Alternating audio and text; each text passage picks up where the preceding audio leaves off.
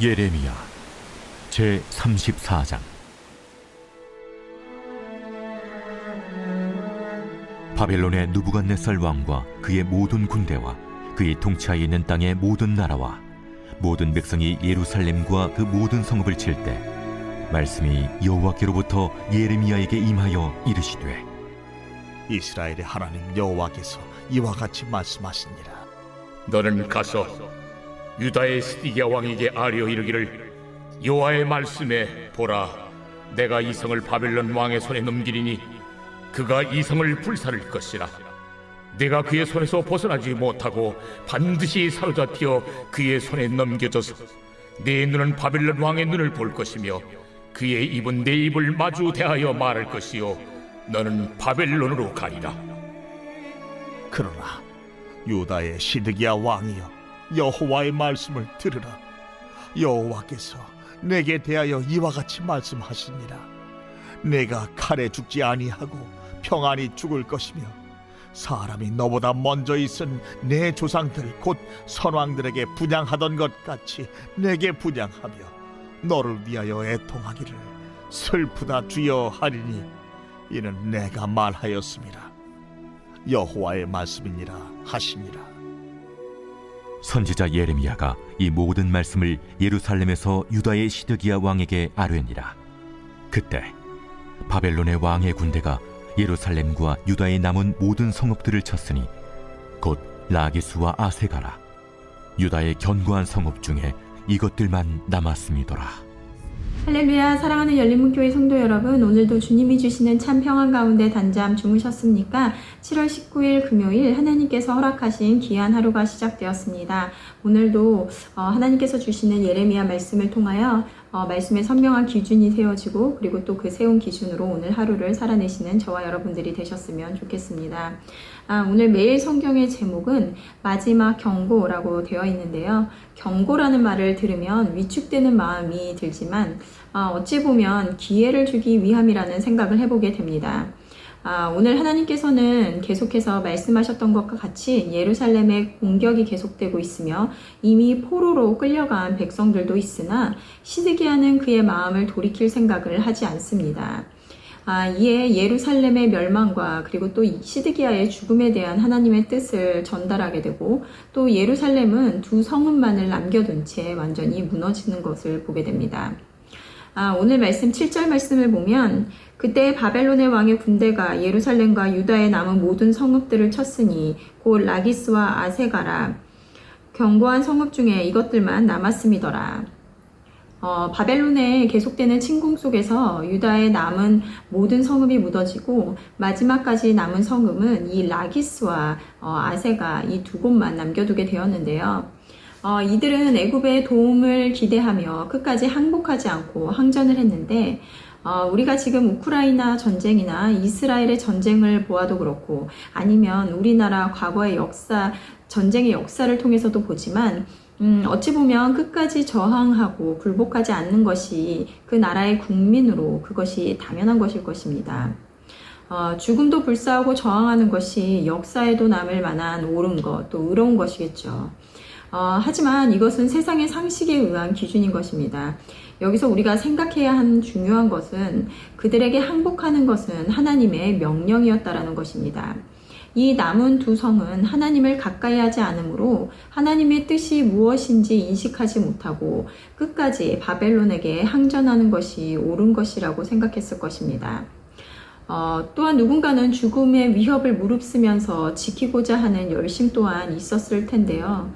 결국엔 그것은 하나님이 원하시는 것이 아니었다라는 것입니다. 예레미야를 통한 하나님의 말씀은 계속해서 선포되었습니다. 우리가 앞개말 말씀에서 계속해서 보았던 것과 같이 반복되는 같은 메시지, 유다 백성에 대한 그 죄와 그로 돌이키지 않음으로 바벨론을 들어 사용할 것이며, 그들에게 항복하면 너희들은 그곳 가운데 살아 회복시키셔서 다시 돌아오게 할 것이라는 것을 들었습니다. 그럼에도 오랜 시간 전쟁이 계속되고 있음에도, 하나님의 말씀이 이루어지는 것을 보고 있음에도 그들은 깨닫지 못하고 그들의 죄를 돌이키지 못하며 그들의 옳음대로 계속해서 싸워 나가더라는 것입니다.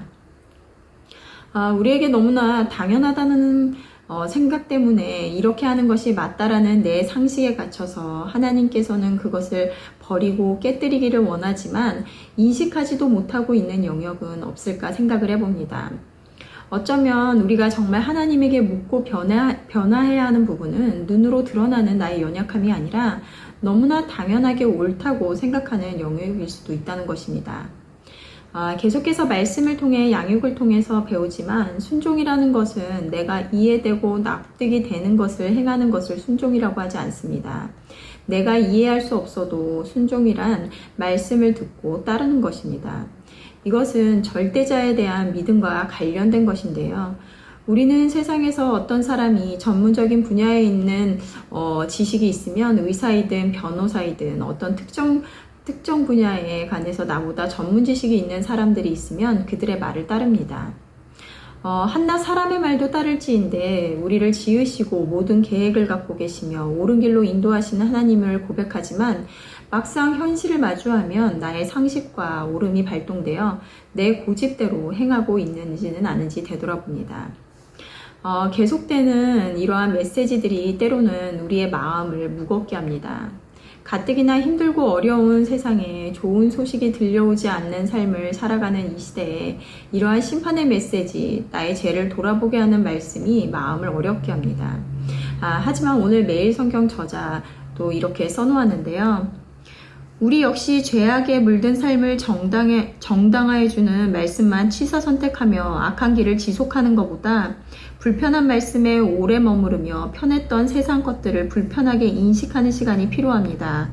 내 맘대로 살면서 내 악행에 눈 감으면서도 은총을 누릴 수는 없습니다.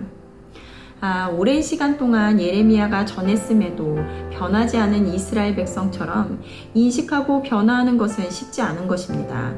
우리의 본능은 계속해서 편한 것, 내가 듣기 좋은 것, 내 감정이 기쁜 것을 찾기 때문입니다. 이스라엘 백성들이 거짓 선지자들의 말에 귀를 기울였던 것과 같이 말입니다. 하지만 내가 불편해하는 말씀이 있다면 오래 머무르며 왜 불편한지, 나의 어떠함이 이 말씀들을 불편하게 생각하는지 나를 되돌아보고 또 인식하는 하루가 되었으면 좋겠습니다. 왜냐하면 오늘도 하나님께서는 우리에게 기회를 주고 계신 것이기 때문입니다. 시드기야에게 끝내 하나님의 말씀에 순종하지 않으며 항복하지 않는 그에게도 끝까지 말씀하십니다. 예레미야가 시드기야에게 바벨론의 포로로 끌려가지만 4절 말씀에 그러나 유다의 시드기야 왕이여 여호와의 말씀을 들으라 라고 한 것 같이 놓지 않고 마지막까지 기회를 주고 계신 것입니다. 오늘도 말씀을 묵상하시면서 각자에게 주시는 하나님의 음성에 귀 기울이시고 또 나를 돌아보는 하루가 되시고 그 안에서 참 기쁨과 감사가 함께하는 오늘이 되었으면 좋겠습니다. 함께 기도하시겠습니다. 하나님 오늘도 놓지 않으시고 끝까지 기회를 주심으로 우리의 죄로부터 연약함으로부터 돌이키기를 원하시는 하나님을 보게 됩니다. 하나님을 가까이 하는 우리들 되게 하시고 우리가 인식하지 못하는 죄가 무엇인지 깨닫게 하시고 순종하는 마음을 허락하셔서 이해되지 않아도 항상 옳으시고 의로우신 하나님을 따르는 자들 되게 하여 주시옵소서. 진정한 회복과 감사와 그리고 평안이 임하는 오늘 될 수 있도록 인도하여 주시옵소서.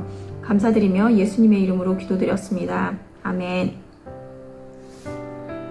내일은 토요 새벽 예배가 있는 날입니다. 말씀과 기도의 자리로 나와 하루를 여시는 저와 여러분들이 되셨으면 좋겠습니다. 아침을 깨우는 말씀은 월요일 아침에 다시 찾아뵙도록 하겠습니다.